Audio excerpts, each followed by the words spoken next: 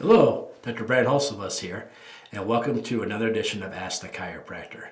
Ask the Chiropractor is my little podcast that I do when someone has a question about chiropractic or chiropractic care. I try to answer. I'm a chiropractor here in Rockford, Illinois. I'm a proud graduate of Palmer College of Chiropractic, and I'm happy to be the team chiropractor of the Rockford Ice Hogs. Let's dive into it.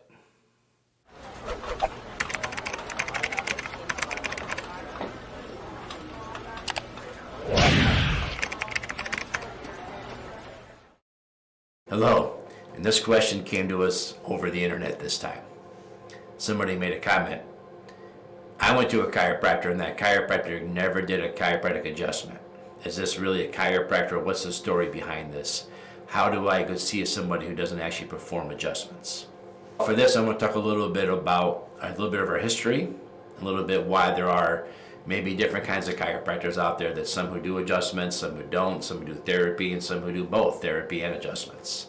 So let me review a little bit about how this started, how this came to be. Chiropractors were trying to be, were approached by the AMA way back in the day. And the AMA said that you chiropractors need to get under our umbrella. You can't be separate and distinct. You have to get under our umbrella if you want to become a physician. This happened to doctors of osteopath too. Matter of fact, they were both founded about the same time. And a doctor of osteopath and a chiropractor in the early days were very hard to tell the difference from. Now today, a doctor of osteopath and an MD are very hard to tell the difference from.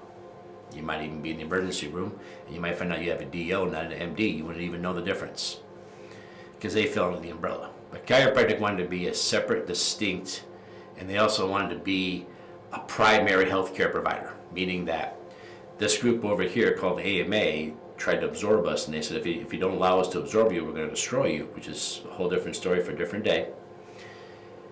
The chiropractor said, no, we want to be separate, distinct, and we want to be our own selves, and we don't want to have to rely on you having to get a referral from an MD to come see us because they've already said they want to destroy us, so why would we want to work with them?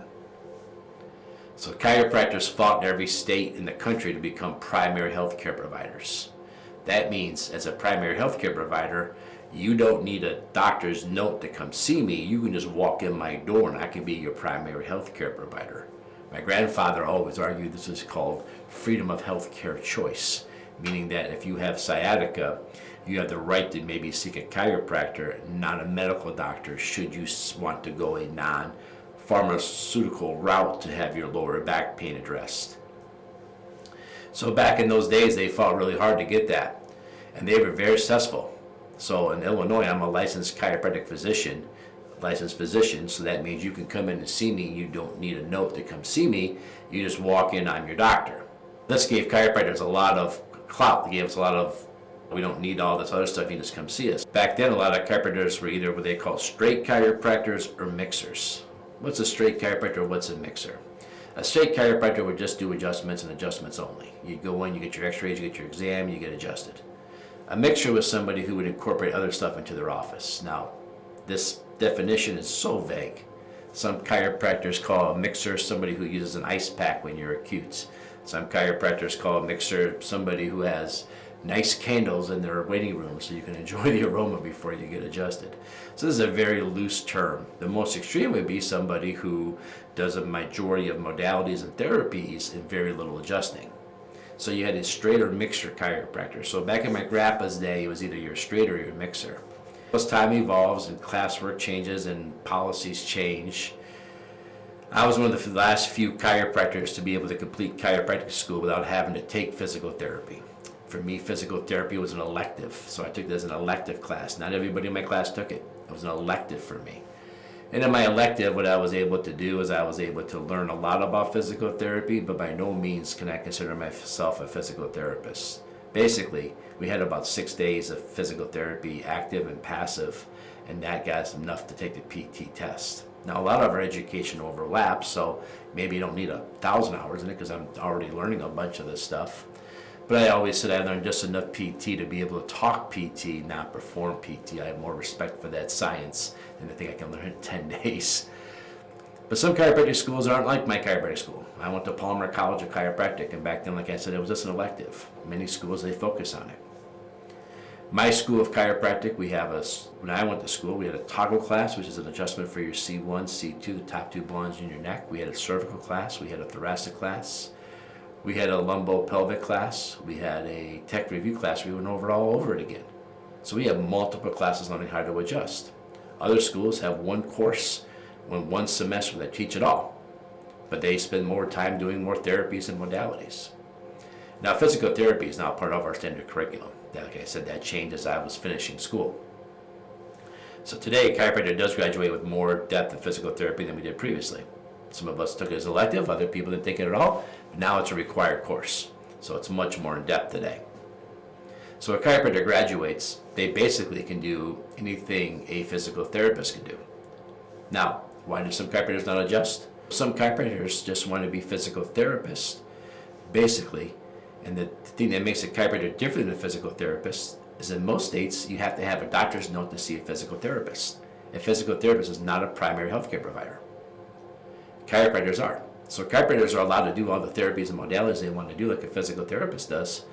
But typically, in most insurance companies in most states, the physical therapist has to write up what they think you need, have the doctor sign off on it, and then they can perform the physical therapy. A straight chiropractor just wants to do adjustments, and you have chiropractors that don't do any adjustments at all. They just do straight physical therapy. So today, you have these chiropractors that are doing adjustments, and you have other chiropractors that are doing physical therapy. I believe it's very confusing for the patient, because you're going to a chiropractor assuming you're getting chiropractic care. But physical therapy, is it chiropractic care or is it physical therapy? I tend to think it's more physical therapy, less chiropractic. And today there is a happy medium. There are chiropractors who do the adjustment and then follow up with therapy. Here in my office, we have friends on the street that are physical therapists. So we do the chiropractic care here, then we refer to them for the physical therapy. We just feel like they're really good at physical therapy and we're really good at chiropractic adjustments. So let them do what they're really good at, and let us do what we're really good at, and kind of stay in your lane attitude. That's the way my practice behaves. Now, does it mean that I'm right, they're wrong? I'm just laying it out how different people do things. I personally would not go to a chiropractor who didn't do chiropractic adjustments, but I would go to a chiropractor that does physical therapy. As a patient, I would just want to make sure I got my adjustment first. I've had a lot of patients that have gone through physical therapy elsewhere, that they tried physical therapy, didn't work very good, and I said, that's because your back's misaligned. I said, if my dad was here, he would tell you that if you have a garden bed and you have a hose that feeds that garden bed water, and somebody put a rock on top of that garden hose, it wouldn't matter how much fertilizer, how much sunshine, how much quality recedes, how much you till the dirt, as long as that rock's in the garden hose, that garden is never going to grow right. So you push the rock off the garden hose and that garden will grow right. When we do a chiropractic adjustment, we make that nerve happy again, and that makes the water or the nerve energy flow through so the garden can regrow. So physical therapy is good, but it's better when the rock's off the garden hose and the garden hose can actually flow to the garden and do its job. So I like to get adjusted and into physical therapy. Even when I had my arm injuries and I had my shoulder surgery and my elbow surgery, I would get adjusted and go to physical therapy knowing that physical therapy will work better. So if I go to a chiropractor who doesn't do adjustments and then only does physical therapy, I feel like we're missing out on the possible benefits of how great it could be. But if you're going to a chiropractor who doesn't do chiropractic adjustments and they're doing therapy on you and you're getting good results, I'm very happy for you. If you're going to a chiropractor who only adjusts and you're getting good results, I'm very happy for you. But I feel like if you're dealing with an injury, it'd be the best of the best would be to see a chiropractor and then maybe follow up with a strength coach, a physical therapist, or somebody in those areas that can continue to help you grow and develop after the interference has been removed. What we call the rock on the garden hose has been removed. And then you get the best of both worlds, in my opinion, especially if you're an athlete, athletic people. 'Cause I work with the hockey team, that's what we see a lot of. So there you have it. Why do some chiropractors adjust and some chiropractors don't adjust? It's just whether or not they really wanted to become a chiropractor who works on the spine to adjust people, or if they just really wanted to have that direct patient access in order to do different therapies and things like they can do as a licensed chiropractor. So it's an interesting. I've written a paper before, a thesis paper about how they should have two different titles, right? A chiropractic doctor, or maybe a chiropractic physical therapist. I don't know the right wordage, but I've also felt they should deserve two different titles. Not because I don't want people to think this and that, is think for the public's sake. The public goes in looking for one type of chiropractor or another. Yes, there's a link between the schools you go to, the way you practice. It's not black and white. It's not this person went to this school, so they must do like this. No, it's the same national requirements across the board for us to get licensed. But the schools can usually be an indicator. I usually start with the colleges they go to, then I look at their websites and try to find the fit for the patient when they're going somewhere else, whichever one they want. So there you have it. Why do some chiropractors adjust and some chiropractors don't adjust? I hope I explained the best I could. And remember, just like this person on the internet did, they left me a message. If you have a question about chiropractic or chiropractic care, you should only ever ask a chiropractor. We're the only ones that actually know the answer. Go ahead and leave a message where you're seeing this or listening to this, and I'll see that message, I promise. And maybe next time you'll be the question of the week. All right, everybody. Thanks for listening. Thanks for tuning in. We'll talk to you next time.